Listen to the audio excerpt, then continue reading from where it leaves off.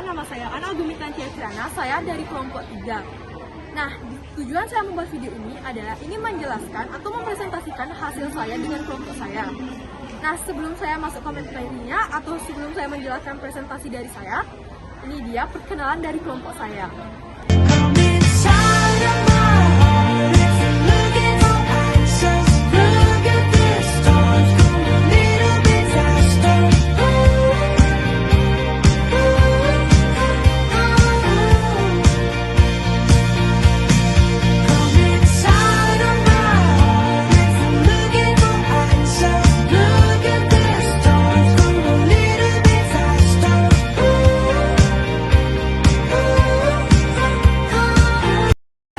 Nah, sekarang saya akan menjelaskan pada bagian katembak.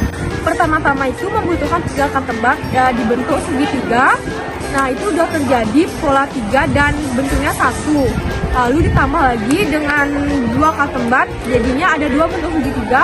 Ditambah lagi dengan 2 katembak, ada 3 bentuk segitiga.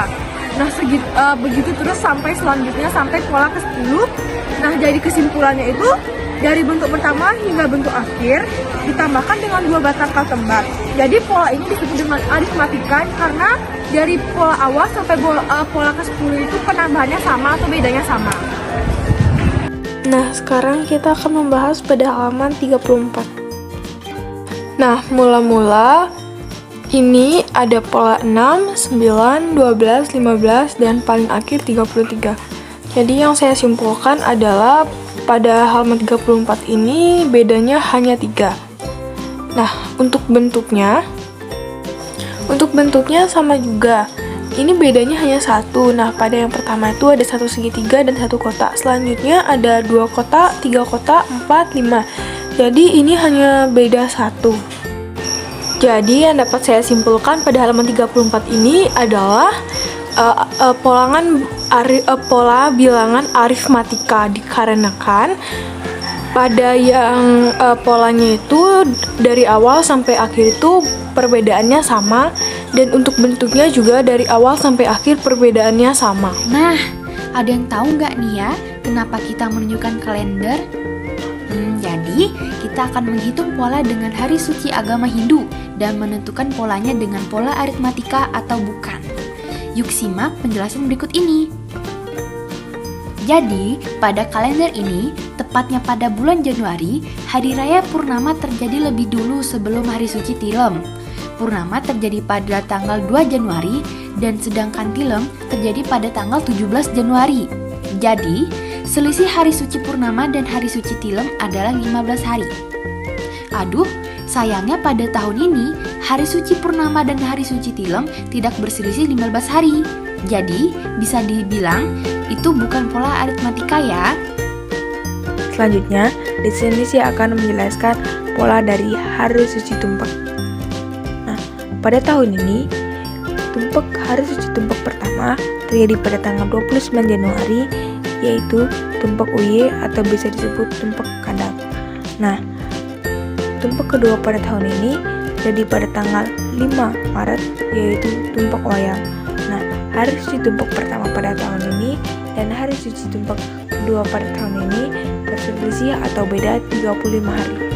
Selanjutnya, hari suci Tumpek ketiga pada tahun ini yaitu terjadi pada tanggal 9 April, yaitu pada tanggal 9 April, yaitu Tumpek Landep.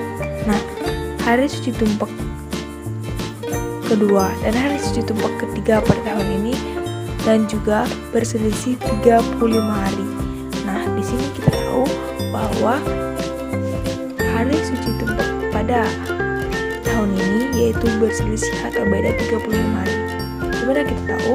Karena dari hari suci pertama, hari suci Tumpek pertama dan sampai hari suci Tumpek ketiga itu berselisih 35 hari. Di sini kita tahu bahwa pola dari hari suci Tumpek bisa disebut dengan pola aritmatika. Nah, sekarang kita akan menghitung pola dan hari suci Kanjeng Kliwon ya.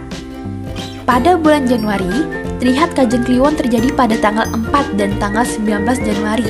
Jadi, sudah terlihat selisih dari kedua tanggal tersebut, yaitu berselisih 15 hari.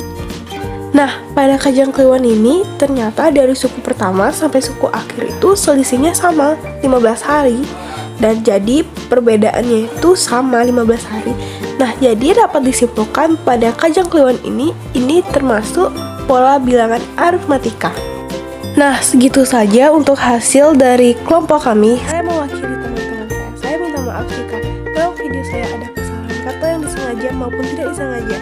Untuk teman-teman semuanya yang sudah menonton, terima kasih. Dadah, sampai jumpa di video selanjutnya.